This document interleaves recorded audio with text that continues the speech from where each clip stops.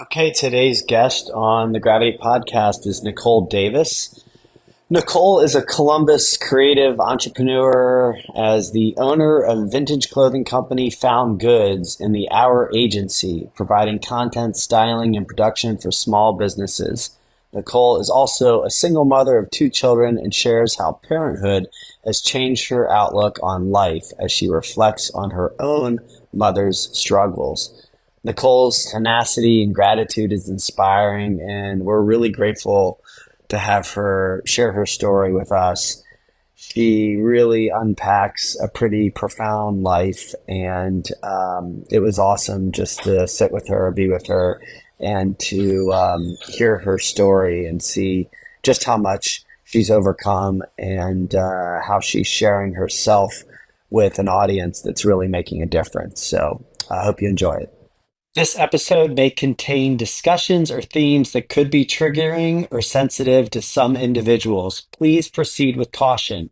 If you're unsure whether this content may affect you, we urge you to check the show notes for specific details on the topics discussed. Listener discretion is advised.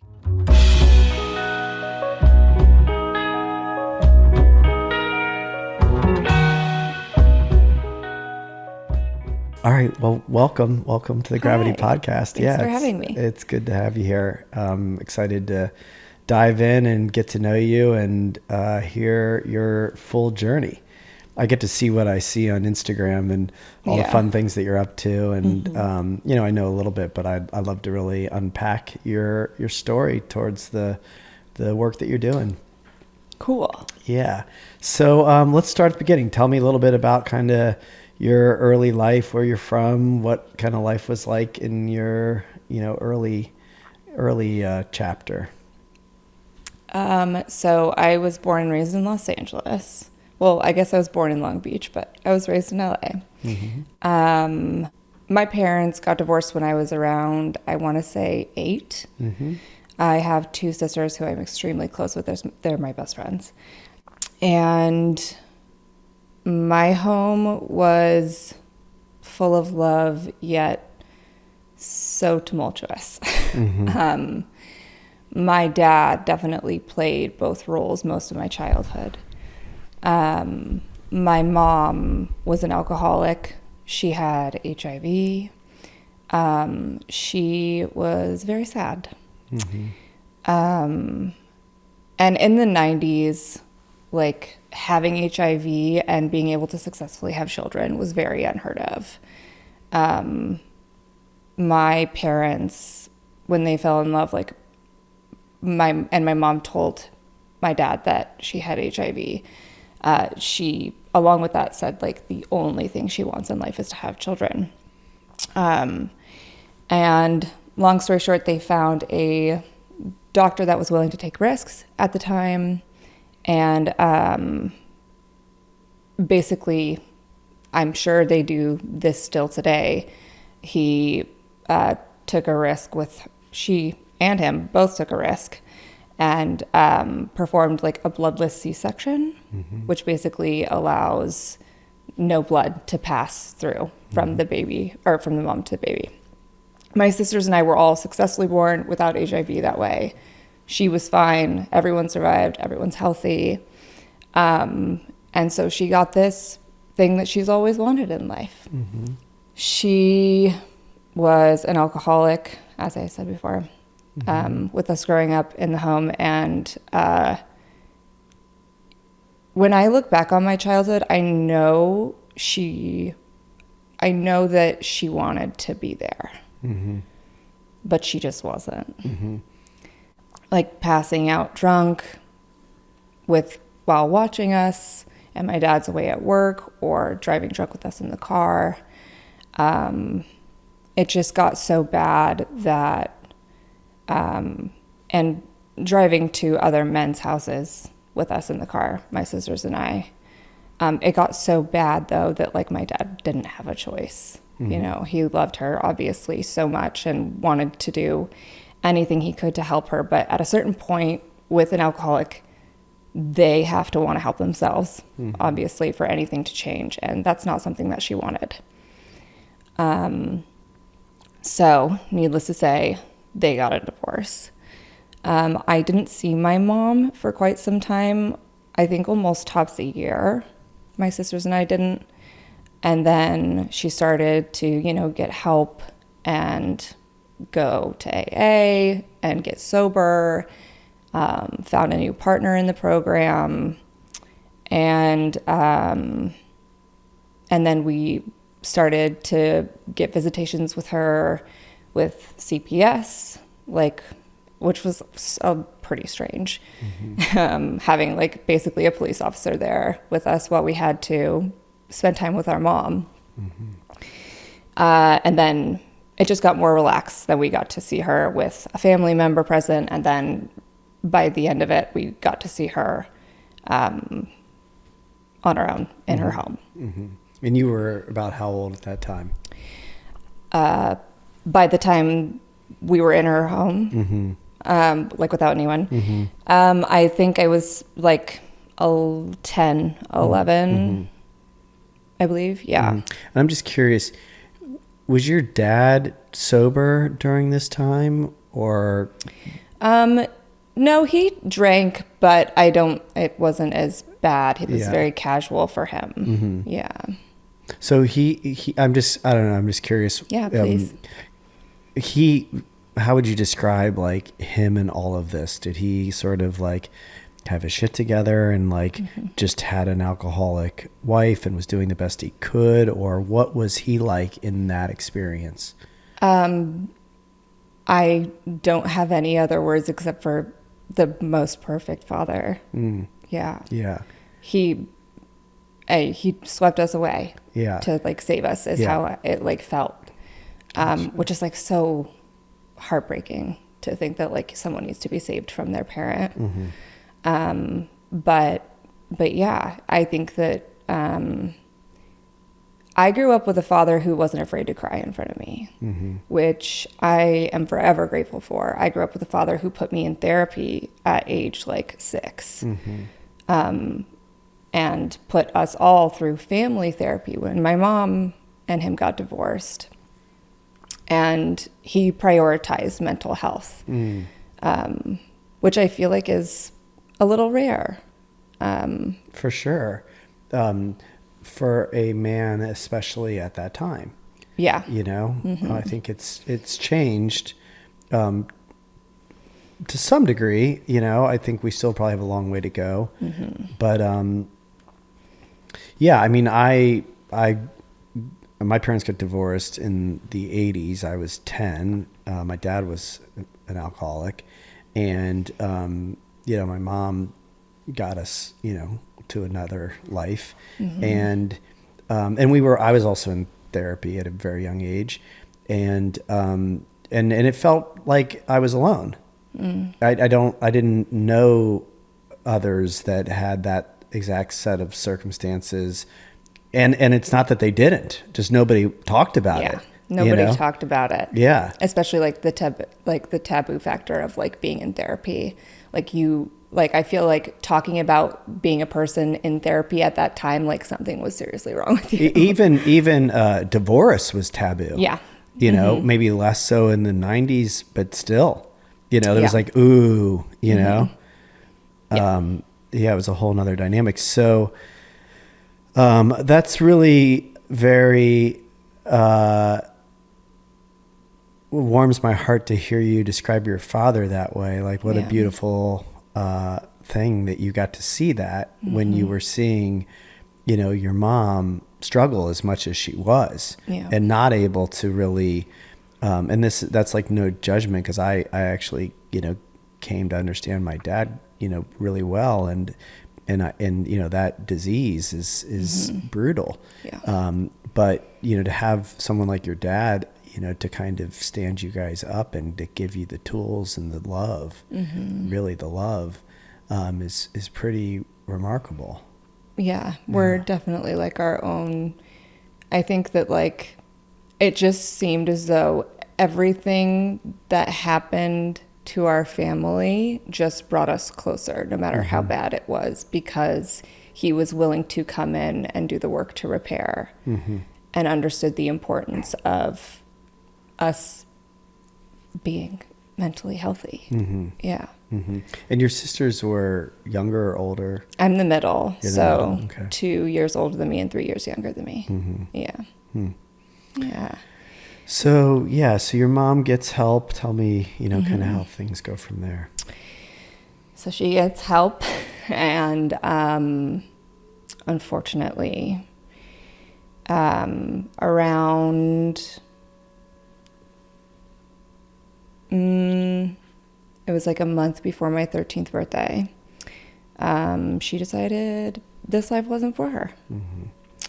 And even today, I would agree with her. I mean, I don't think anyone wants to live life in pain. I think I think so many things, but I will say that if she was still here today, I don't know if my life would be as fruitful as it is. Mm.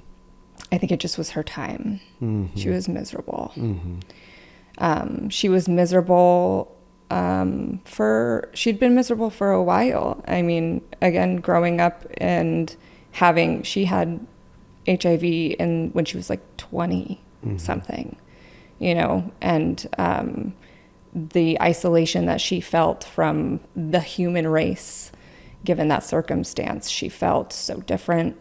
She could not come to terms with the fact that, like, okay, this is a thing and we need to fix it. And then, like, now that my problem's fixed, I can live my life successfully. It was just, she could never let go. Mm-hmm. So that whole finding was obviously very heartbreaking for our family and for my dad as well, because my dad's dad took his life when he was 13 in their backyard with a shotgun. So it was, like, I'm sure very strange for him to have to teach his own daughters how to get through that as he did, which, grief is always changing as you grow. But yeah. Wow. Yeah.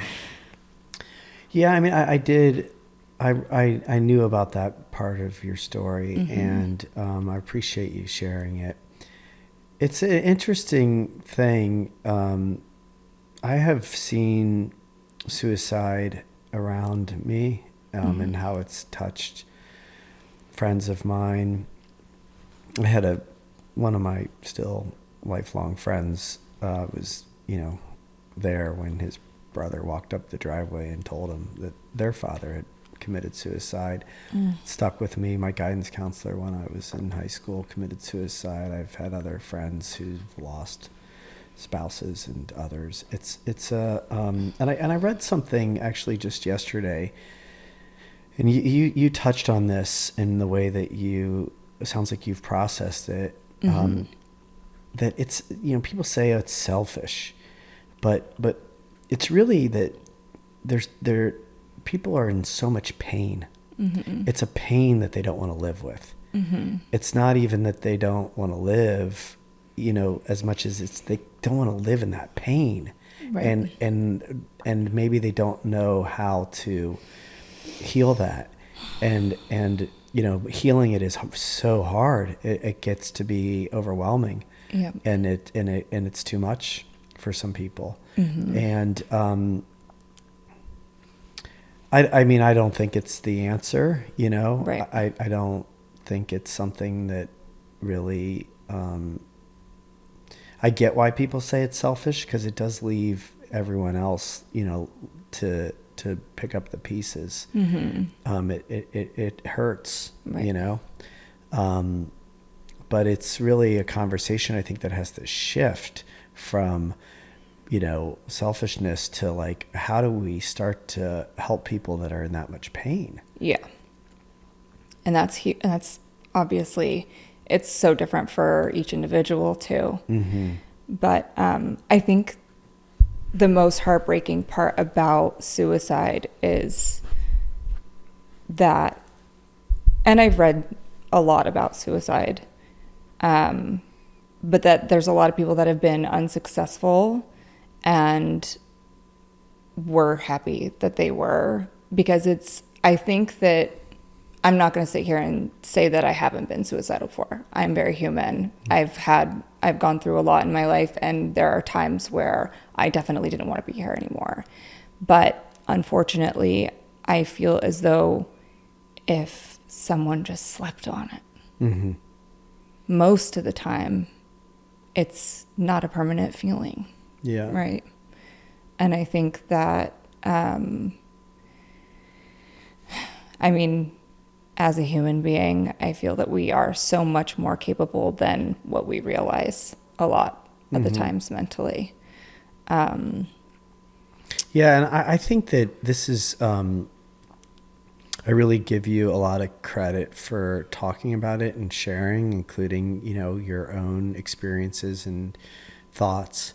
I think that what we don't do a good job of and need to do a lot more of is just normalizing the fact that we have these thoughts, right? That sometimes you can get so down, things creep into your mind, right? That if you can have a little bit more of a grace to share that, like somebody else can help you pretty quickly make sure that you sleep on it, even just, somebody saying, I felt that way before too, automatically gives you some sort of like new breath, which is kind of what it just seems like sometimes it just might take like something so small. Yeah. Unfortunately, I feel like not everyone has access to those tools or those people that are willing to talk to them. And I know there's tools like the suicide hotline, etc. But depends on how old you are. It depends on so many different things. It depends on your home life situation. It depends on, there's so many factors, but I think normalizing it is the best possible thing that you can do. Absolutely.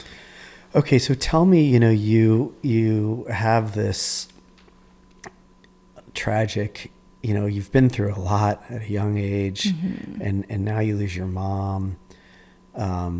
It's like I don't know how you make this up or make sense of this, but like somehow or other you're left with this father who knows exactly what you've been through. Yeah. Isn't that crazy? It's crazy. I think about it all the time and I'm like, how? Yeah. And I don't know what your spiritual beliefs are, but like to me, it's like, and the reason I like to try to unpack the whole journey is because I usually find, and maybe it's just sort of what I'm looking for, but it validates my belief that this is all so divinely perfect, which is I acknowledge is really hard for me to say to somebody who's been through what you've been through, who might not see it that way at all. I totally see it that way. Okay. Absolutely. Yeah. So yeah, because it's I can't make sense of anything else. Yeah. When I hear your story, it's how could this not be anything but some sort of divine intelligence that doesn't really make sense to us, but it's got to be. Yeah, it's very serendipitous. Yeah. Yeah, I very much so am a spiritual person. And I can probably touch on that more as we go along in the story. But the trauma doesn't stop there. Okay. All right. Let's keep going. Unpack. Tell me what's next. Well, then I fell into drug addiction as a young teen. And also found, this is kind of the shorter version, but left LA, fled to Denver, Colorado. I followed a boy out at like 18, 19 years old. And I was like, I'm an adult now. I can do my own thing. You can't tell me what to do, basically. And left, and my dad was like, yeah, I guess I can't. You're an adult. And long story short, realized that I was getting into a lot of trouble, and basically said, hey, listen, I know what's going on. Like, either you can go to this treatment facility, or like, I can't be in your life in the way that I have been. It's too hard for me, you know? And my dad, with us growing up, had gone to Al-Anon. I went to Alateen. Like, our family is very well aware of what addiction looks like, and all that it entails. And so, long story short, I left Denver and moved to Seattle to get help, which is where like a family friend worked at a treatment facility there. And was in an inpatient treatment facility behavioral modification program for 7 months. And then I lived and worked there for 6. And yeah, that's like what happened next. But in it all, you know, I definitely should have died multiple times. I know that. I'm very grateful every day I wake up knowing that I didn't. I definitely feel like that is a very big part of my story, and why when I was, and a big part of my existence today and being a mother, when I was in the treatment facility that I was in, a lot of the people there were court-ordered or CPS involved, not voluntarily there. So it was like very much so a last resort for a lot of these people. And I would see mothers be reunited with their children, and to see them build this new life for themselves and their children. And that was so healing for me, on so many different levels, and definitely made me want to be a mom. Yeah. Yeah. Yeah. I mean, you know, there's a lot that's been said about addiction, and you know, like Gabor Mate, who talks about, you know, it's not the drug, it's the pain. Mm-hmm. You know, it's not the symptom, it's the pain. And I once heard Russell Brand say, when he went into rehab for the last time, they greeted him. He was like a full-blown heroin junkie, and mm-hmm. they greeted him at the door and said, like, oh, you know, welcome. How clever of you to use heroin to be able to treat your pain and you know, get you here. You know, it's just, you know, how could you not have embodied so much pain and suffering and trauma, mm-hmm. you know, that you needed something, yeah, you know, to turn to. Yeah. You know, and it was the something that, you know, you could make sense of at that age, mm-hmm. you know, at that time, at that period. Yeah. You know, and it's obviously horribly physically addictive too, you know, but, right. You know, you don't know any better, really. Yeah. I don't think. Yeah, I was a kid. Yeah. I still feel like a kid, but yeah. You know, I was more so a kid then. But yeah, I think that everyone's personality is so different, but despite having a very supportive household and a very supportive father and family in general, I still had to figure things out my own way. Yeah. And I still had pain and felt a different kind of pain than my sisters or my dad. Just because I'm a different person, that's all. But yeah, I think that again, going back to what human beings are capable of, getting sober obviously made me realize how much more I'm capable of than I had thought. Yeah. Did it also make you or maybe just explain that more, but I'm wondering, like, I quit drinking years ago, and I just found more of myself than I realized I had. And I was never an alcoholic. I never drank I mean, sure, I did, like in college and stuff, or occasionally, but I didn't have a drinking problem. Yeah. I just felt like it wasn't serving me anymore. And I had witnessed, what it does, and I didn't want to take that risk either. Right. Because I didn't feel that sure about myself that wasn't possible.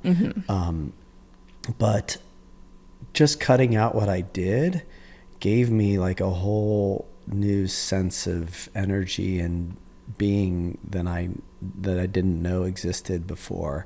Yeah. And so when you say like what human beings are capable of, I'm kind of curious, like what you mean by that, what you found. I think that we tend to, or I guess I can only speak for myself, but I mean, I know it's most humans. We tend to, fall into a place of victimhood, and fall into a place of like, we call these people like the special snowflakes, right? The people that force them into a corner of feeling so different than that they can't bring themselves back to a place of, oh wait, like I can relate to this, I can relate to that. Like we're not so much more different than we think, human beings. But when you isolate yourself so much, it's like you're digging yourself in your grave, basically, in a sense. But I just think that you fog your brain into a place of like, of this being this snowflake, and you can't find the similarities. You focus on like all the differences, none of the similarities of being a human being. I mean, that's part of the reason why like the program was so huge and such a big part of my life. It was really helpful when I first got sober. I don't really attend anymore, but having that sense of community and realizing like I'm not alone in the things that I'm feeling. There are other people who are going through what I'm going through. And the things that you did too. That's a big part of it. I think too, the shame that people live with. And when you get into, a program and you see like how others, fell into the same trap and why, you can find some self-love in there too. And when you pull yourself so far away from something like that, that's when, I would call that depression. Right. That's right. Like not being able to pull yourself out of that, which, and I've been depressed in my life for sure. But every single time what's brought me back is to talk to myself basically and be like, dude, like, the help is there for you if you want it. All it takes is for you to reach out and grab it. All it takes is for you to have a conversation. And more so than any medication, than any sort of intervention did, talking to people who have gone through similar things helped me more. Yeah. So tell me about, I guess what happens, next. You come out, you've gone through a program, and I'm curious about the help that you got, continued to turn to today. But, kind of tell me how things start to unfold for you now that you've, gone through this. So I am now in Seattle, and I meet my ex-husband, who is from Columbus. He had moved to Seattle for work, and we fall in love, and we have our first boy, and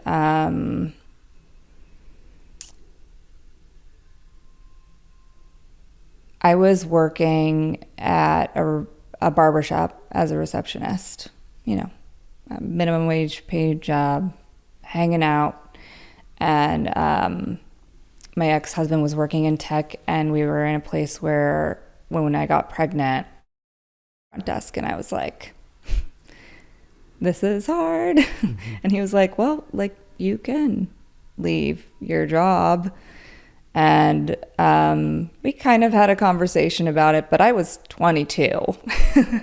So the conversation probably is not like one that I would have today like that, but it was like, we could do this. And I was hesitant at first, but accepted the offer.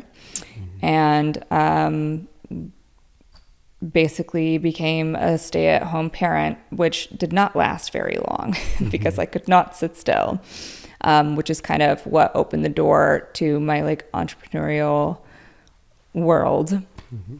And I like picked up anything that I could, started like making rugs. I was like, I can make rugs.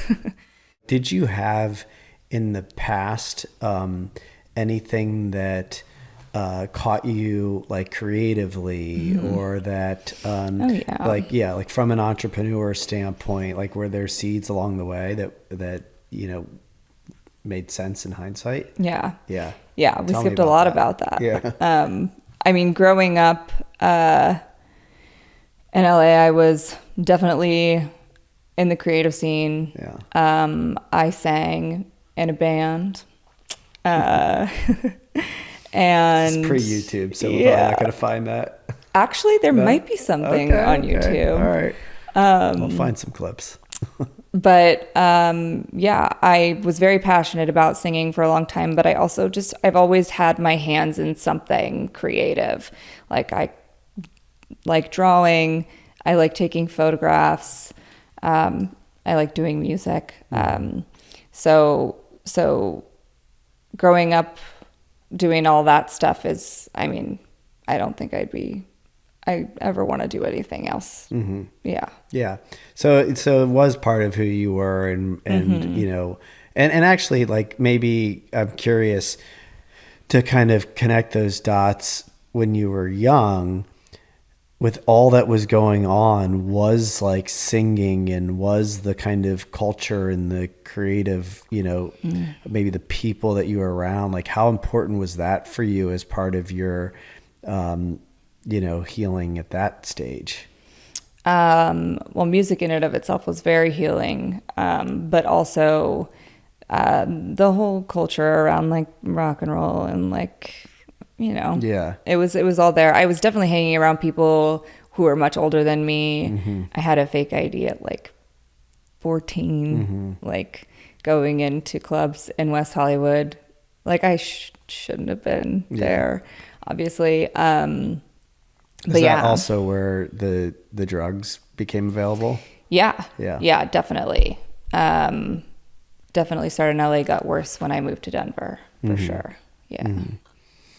So you rediscover this creative side. You're making rugs. You're you feel like you got something there you wanna explore. Tell me about it. Yeah. I mean, I had always also like bought used clothing from the thrift store for myself, and I started getting into things creatively with my hands, and then also I was like, there's money to be made here, and started flipping clothes, in short. Yeah. And that was the like era of Etsy, and which slowly moved to like Instagram. Yeah. Yeah. Yeah. It's fascinating because it's like, it's just like commerce now, right? This is retail. Everything is. It's. Yeah. So tell me about kind of how you've learned. I mean, obviously you have a big following. Yeah. Tell me about kind of how like how that's gone for you. It's gone many different ways. Yeah. When I like started to gain more of a following on social media, it was because of motherhood. I was very transparent in my motherhood journey and my sobriety journey and what that looked like. And I spoke very candidly about the trials and tribulations that came along with motherhood and being a stay-at-home mom. And there is where I definitely found my motherhood community. But it transformed into, my social media platform has transformed many times, but transformed into many things after that. And yeah, social media it's always a double-edged sword, I'm sure anyone will say. I wouldn't have a career and I wouldn't be able to make a living for myself if it wasn't for it. So I am very grateful for my ability to reach a large amount of people at one time. And people see what I'm doing and they want to hire me, which is amazing. But there's also a big side of me that just like feels so drained from it, which I'm sure a lot of people do. It is very emotionally taxing, and yeah,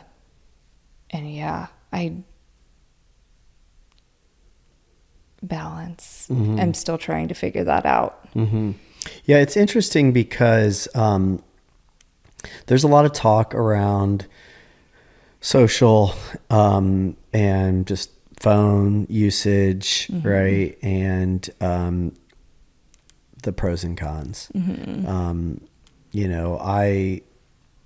I might be, I kind of fall into a camp ultimately. It just is, it's not going away. It's here. Sitting around talking about how awful it is isn't doing anything. If there are things to do about it, and I don't want to like take away from the possibility that, there's a generation of kids that, might be horribly adversely affected by this. Right. There's a lot of people out there saying that, there's a best-selling book that's really, talking about it, getting everybody at least fired up about it. Maybe they're bringing awareness to something. Maybe I'm naive to just how bad it is. I tend to think that it's here and we have to kind of figure out how to live with it. And that does become kind of an individual choice or a parenting choice or a family choice. Right.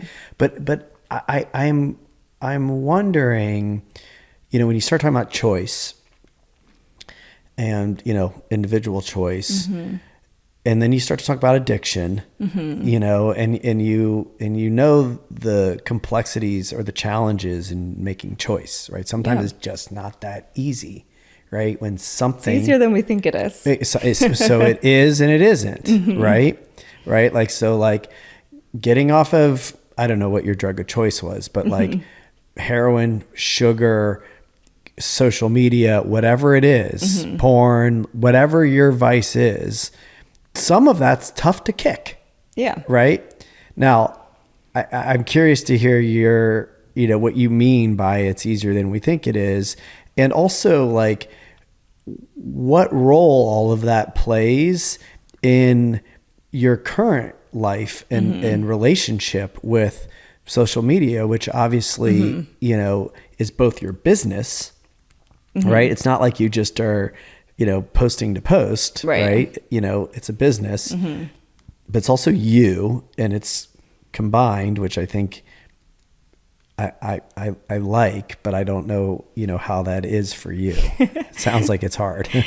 I think it's hard because I have been trying and wanting to move from this being my social media being somewhat of a journal to a business venture, and keeping it more business oriented and using it more as a tool.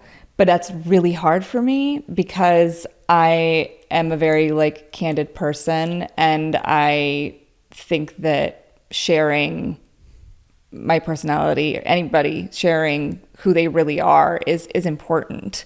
So why do you want to change that? Because I feel like when I am existing in that space of like sharing more about myself, it's more emotionally draining. I find myself, it takes a lot out of you. Yeah. I find myself focusing more on letting my followers know something about me rather than spending time with my kids, which I hate. Oh, gotcha. You know? Yeah. And there's a balance there, right? And I've definitely found more of a balance than what it used to be.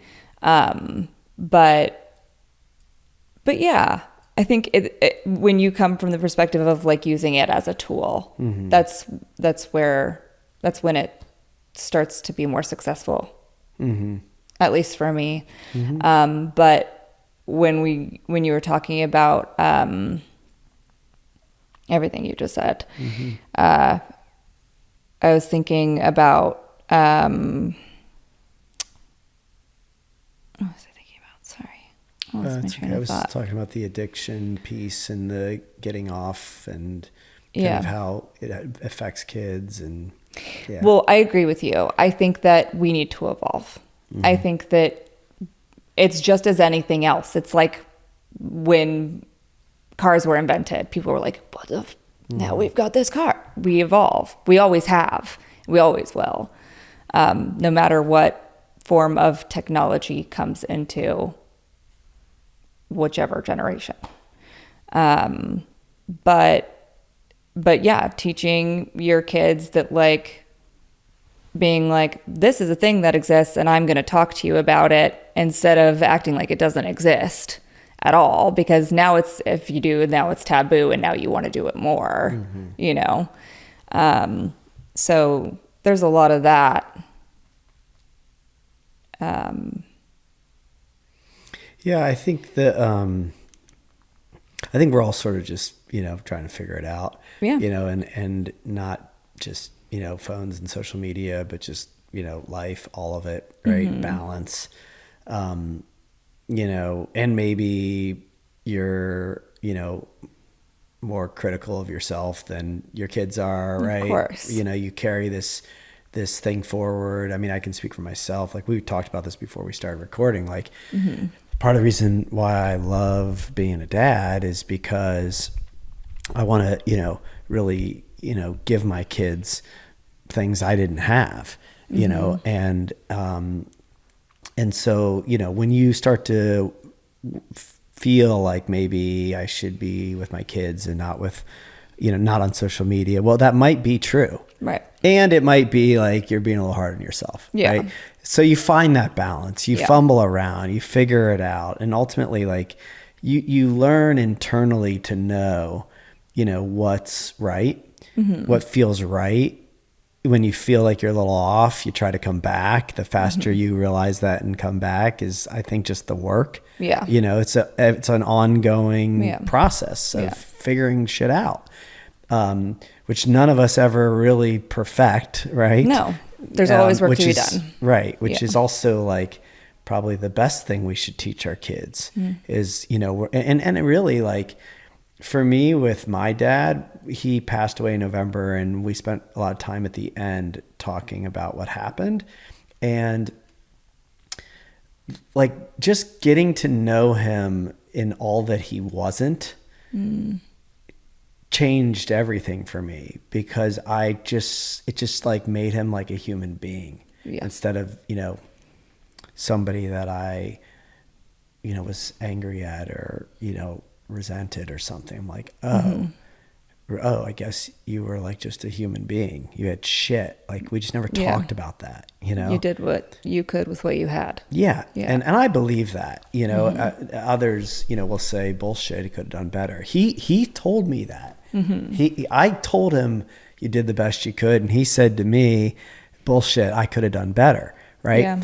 But, you know, I think the point is like, we're all sort of just figuring it out, doing the best we can. Yeah. And it looks to me, and this is maybe the danger of all this, like, it seems like you're a pretty good mom. I am a pretty good mom. Seems like you've built a pretty good business, you know? Yeah. Seems like you're doing all right, you know, especially considering all the shit you've been through. Yeah. And I try not to put a cap on myself, like, especially considering all the stuff. But I'm like, I could always do better. Well, I can say it though, because you've been through a lot of shit. Yeah. You really have. Like Yeah. as a child, Yeah. right? Like you didn't like forget about like the choices you made as a young adult, you know? Yeah. As a child, that was not your choice. Right. And that was a lot. Yeah. And that's the stuff that like definitely permanently has effect on you for the rest of your life. But I also believe that like I've always had this mentality, especially after I got sober and had more clarity of like, someone's always got it worse. Yeah. Like remaining in gratitude and being grateful is what has allowed me to be in the place that I am now. I don't think if I like, I'm grateful that I like survived all of it and like I have a loving family, but like I don't know what I was saying. Sorry. Yeah. Well, what struck me about what you were saying, and we talked about this like a little bit, but I want to come back to it maybe as we start to wrap up, is your spiritual beliefs and what role that has, and or what else you now utilize to support you. I'm kind of curious about, you know, that piece. Yeah. I mean, for me, especially coming from the program, which is where I felt like I learned about what spirituality was, like my higher power is like the universe and existence. Like I think that we're all very much so connected and intertwined, and I don't necessarily believe that there is a plan already in place, but I don't know. Everything just like I've been able to like the serenity prayer, to put it simply, being able to just like be like, I only have control over so much, and like whatever is like tying us together, the energy that's tying us together, I'm like, take whatever I don't have, basically, whatever I don't have control over, and whatever you do with it, universe, energy, is supposed to be what is supposed to happen for me, basically, in a sense. Yeah. For me, what you're describing is kind of what I have been really working on more and more, which is just like surrender, you know, letting go. It's sort of like a big part of, you know, kind of my tattoos. And yeah, I think that's, you know, gotta trust in a higher power, Yeah. you know, to do that, which I share your beliefs. It's not, that's not like a religious thing, you know, it's Right. sort of just a spiritual trust and feeling. That there's experience. something bigger than you or I that is like an energy that is more powerful. I think that being able to recognize the fact that like there is something more powerful than my being, and that's a good thing, that don't have all that control. Being able to have that perspective for me is what allows me to move forward and surrender all the stuff that like I can't do anything about. Right. Yeah. Right. right. The wisdom Yeah. to know the difference is the part of that prayer that, gets me, because there are things, that you can be in action about, right? There are things you can make a difference on, and you need to, right? And then there's a lot you just have to let go of. Yeah. And that's the wisdom, so anyway, thanks for sharing, and thanks for sharing your journey with me and with so many others. And I know it does take a lot, I can see just the emotion and feel it, and I can imagine.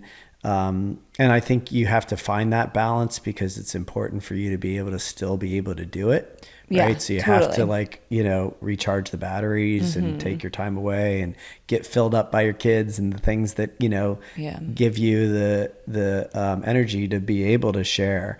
But I hope you keep sharing, because I do think it makes a difference. And I really like, and this is kind of why I like this, format of the podcast, because I really do like the integration of it all. I think there's something, like, to me, that's actually, like, people that listen to my podcast, which is usually just like my wife and my mom's friends. But there's some repeat listeners who've heard me say this a bunch. Like, I think that is the architecture of all this. That it's again, it's like presumptuous of me to say that anybody should have to go through what you've gone through. But I feel like it was all there for you to be able to use, right? It feels very much so that way. And so, like, when you can use your life and create from your life experience in service of other people, I think you're right on. Like, it's exactly why we're here. Yeah. So keep going. Yeah. Thrive for human connection always. Yeah. It's like how we live. Yeah. Yeah. Yeah. Anything else you want to share, say, promote? We can link all that fun stuff. Yeah, link all the socials. But I don't think so. I appreciate the opportunity to be on your podcast, and I think you're really great. You're very inspiring, and I was just talking to your colleague about how I think, comparatively to anybody I know, the way that you integrate yourself into the community, I think, is really beautiful and very important to Columbus. Thank you. Thank you so much. Yeah. Yeah. Awesome. Good to spend some time with you. Of course. Thank you. Thank you for listening to the Gravity Podcast. Please subscribe to the show at Apple Podcasts, Spotify, or wherever you listen to podcasts. To learn more about the entire Gravity Project, please go to gravityproject.com. Please check out the podcast on Instagram at The Gravity Podcast. Music heard of the show is provided courtesy of Kyle Lamoro and Oliver Oak.